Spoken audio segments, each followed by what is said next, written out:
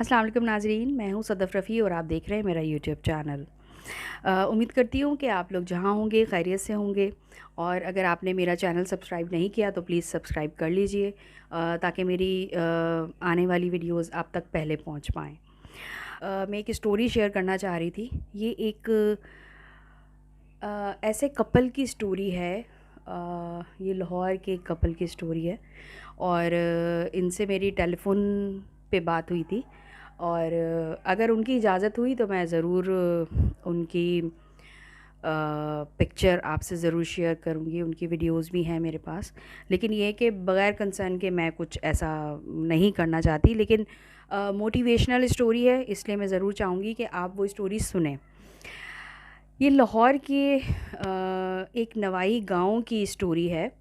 और वहाँ एक बच्ची अपनी कज़न के साथ छत पर, जिस तरह वो छतों पे बैठने का एक रिवाज है वहाँ लाहौर में, उस तरह वो बच्ची शाम के वक्त बैठी हुई थी और वो तार पे कपड़े डाल रही थी। अच्छा, वहाँ पे अक्सर ऐसा होता है गांव में कि बिजली के पोल्स जो हैं वो अक्सर घरों के बाहर होते हैं। यहाँ हमारे शहरों में भी होता है ऐसा। लेकिन ये है कि वो बिल्कुल ही क्लोज़, घर के बिल्कुल दीवार के करीब ही वो पोल था।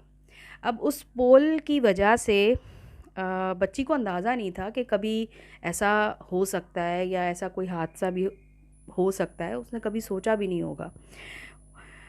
उसमें ये था कि जब वो कपड़े डाल के बैठती है, वो आपस में बातें करने लगती है। दोनों एक हम उम्र होती हैं, कज़न्स होती हैं, स्कूल मैट्रिक की शायद वो स्टूडेंट थी उस वक़्त। आज से ये 5 साल पुरानी बात है। तो उसमें ये हुआ कि वो चारपाई पे वो दूसरी बच्ची खड़ी हो गई और खड़ी होके वो दुपट्टा था शायद, वो बाहर मुंडेर पे फैलाने लग गई। तो वो दुपट्टा गीला था।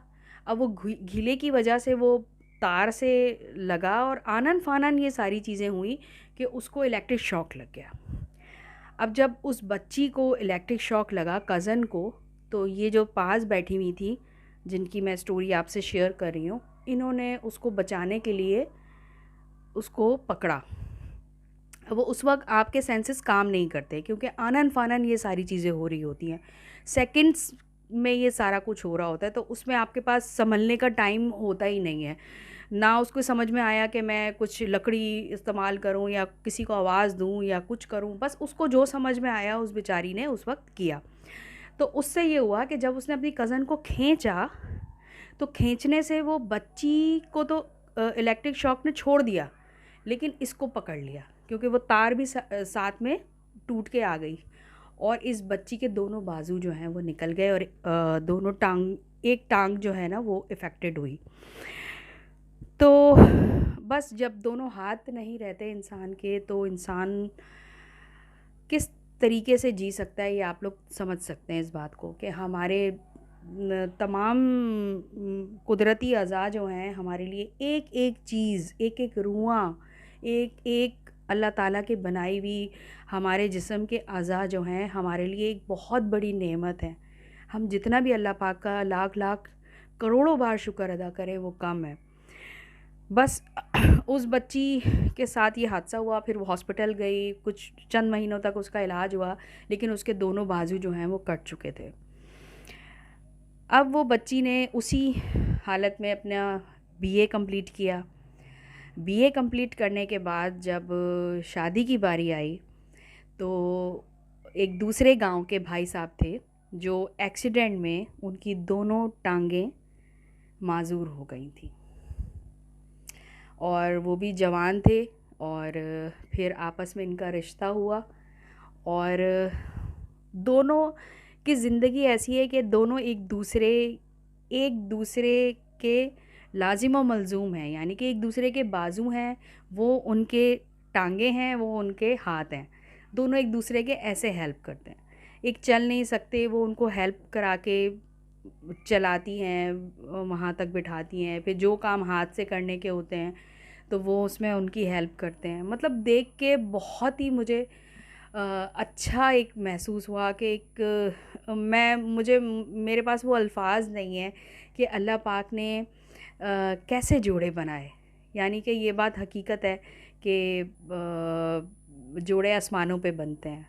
तो ये जब मैंने देखा और मेरी उनसे बात हुई और उनको किसी चीज़ का कोई रिग्रेट नहीं था। वो खुश थे, अपनी ज़िंदगी में मुतमईन। और भाई साहब काम भी करते थे, बहन अपना घर सँभालती थी। तो बस जहाँ रहें वो लोग खुश रहें। लेकिन ये है कि अल्लाह पाक ने, बताने का मकसद ये है कि अल्लाह पाक ने हमें रुआँ, हमारे जिस्म पे एक-एक रुआँ भी है ना, ये बहुत बड़ी नेमत है। हमारी आँखें, हमारे हाथ, हमारे इंटरनल बॉडी के ऑर्गन्स, हमारे लिए किडनी, हमारे हार्ट, मतलब हर चीज़ हमारी, क़ुव्वत समात, क़ुव्वत गोयाई, हर चीज़ हमारे लिए कितनी इम्पॉर्टेंट है, इस बात का अंदाज़ा हमेशा उन लोगों को देखकर होता है कि जिनके पास ये वो इन तमाम चीज़ों से महरूम है। तो बस शुक्र अदा करना सीखिए। और अल्लाह पाक ने हमें तमाम नेमतों से नवाज़ा है। हम इस काबिल नहीं होते, उसके बावजूद हमें अल्लाह पाक नवाज़ते रहते हैं, नवाज़ते रहते हैं, और हम फिर भी कंप्लेंट्स करते हैं। मुझे उन लोगों से भी शिकायत है कि इतना कुछ होने के बावजूद भी वो हिरिस में लगे रहते हैं, हवस करते हैं ज़्यादा कि एक है तो दो हो, छोटा है तो बड़ा हो, बड़ा घर है, छोटी गाड़ी है तो बड़ी हो, छोटा घर है तो बड़ा घर हो, एक है तो दो हो। मतलब क्यों? अपने हाल पे हम खुश क्यों नहीं हैं? हम अल्लाह की रज़ा में राज़ी होना कब सीखेंगे? तो इस चीज़ से हमें अपने बच्चों को भी ये चीज़ सिखानी चाहिए कि अप्स एंड डाउन्स हमेशा लाइफ में आते हैं, और उनके साथ डील करना हमें आना चाहिए। कभी ऐसा नहीं हो सकता कि हम तमाम उम्र खुश रहें और तमाम उम्र अफ़सुर्दगी में गुज़रे, ऐसा हो ही नहीं सकता।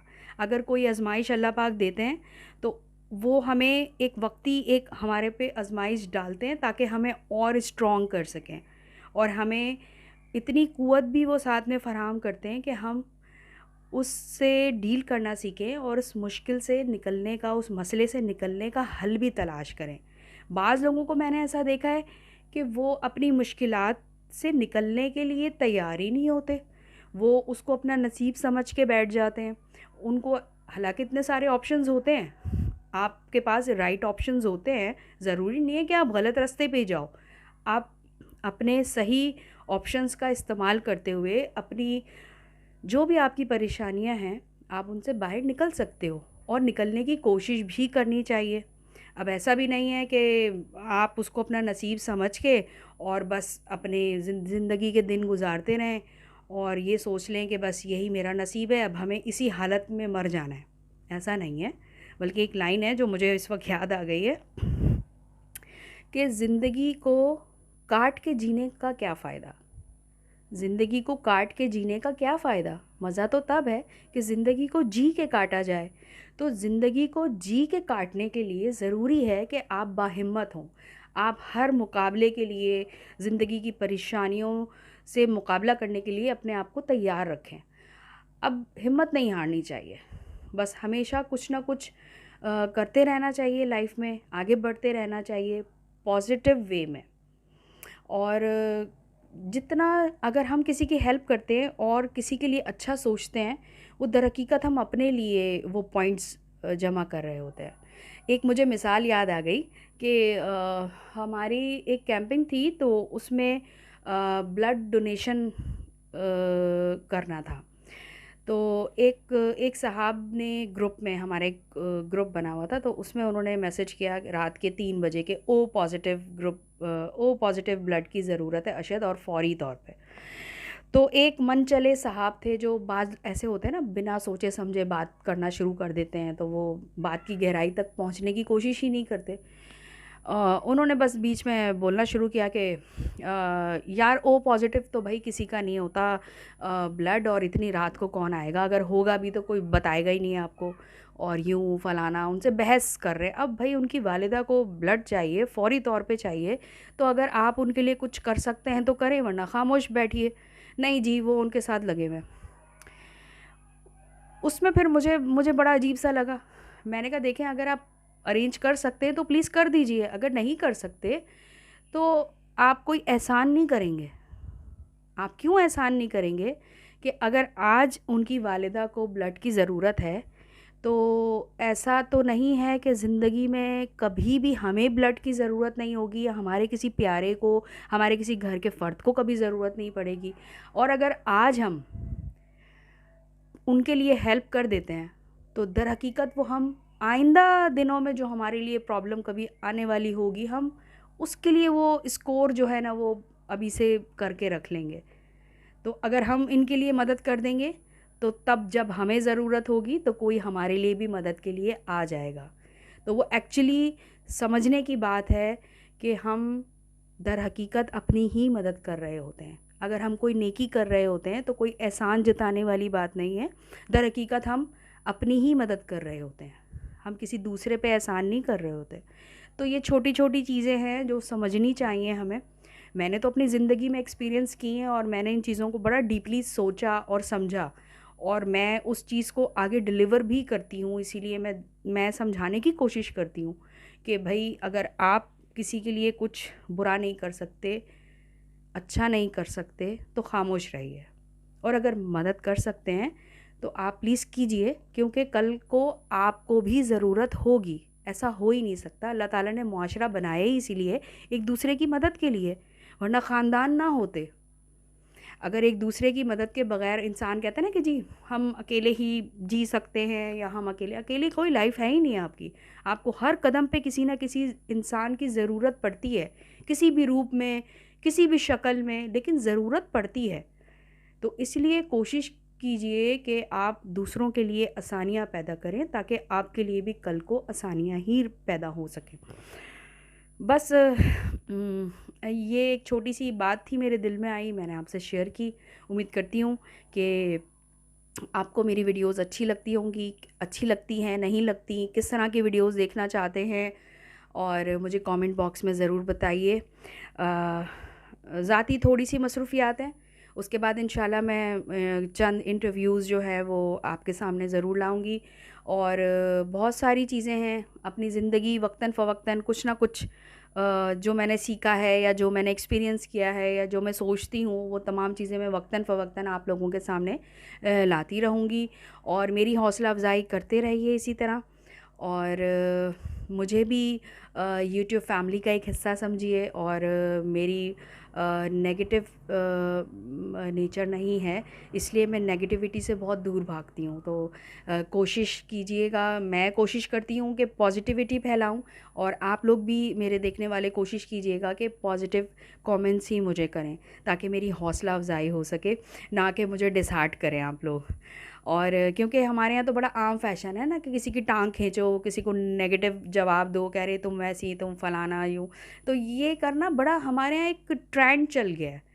तो हमने इस कल्चर को प्रमोट होने नहीं देना, मैं तो ये सोचती हूँ। तो अगर आप लोग भी यही सोचते हैं तो प्लीज़ इस चीज़ को आगे दूसरों तक पहुँचाइए, और इस चैनल के तवज्जुह से आप लोग एक पॉजिटिव, मेरे जितने भी मेरे व्यूअर होंगे या बनते चले जा रहे हैं, क्योंकि अभी एक चेन बननी शुरू हुई है। अभी 1 माह पहले ही मैंने अपना चैनल स्टार्ट किया है, और बहुत थोड़े से दिनों में बहुत सारे मेरे दोस्त नए बन गए हैं, जो मुझे कमेंट्स करते हैं, मैसेजेस करते हैं, मेरी वीडियोस देखते हैं और उन्हें शेयर करते हैं। और प्लीज़ आप लोग सब्सक्राइब कीजिए, अपने सर्कल में भी मेरी वीडियोस को ज़्यादा से ज़्यादा चैनल को सब्सक्राइब करने के लिए कहें, ताकि बहुत सारे टॉपिक्स पे हम बात कर सकें। तो आने वाले दिनों में बहुत सारी चीज़ें हैं, इंशाल्लाह हम करेंगे, नए नए वीडियोस बनाएंगे, नए नए इंटरव्यूज़ करेंगे, हर टॉपिक पे बात करने की कोशिश करेंगे। सोसाइटी में हम एक पॉजिटिव और एक बहुत हेल्दी जो है ना एक मुआशरा तश्कील देने की कोशिश करेंगे। तो उसके लिए आप लोग मेरे साथ जुड़े रहिए, और अपना बहुत सारा ख्याल रखिए। और अब मैं चाहूँगी आपसे इजाज़त, तब तक के लिए अल्लाह हाफ़िज़, अल्लाह ने के पान।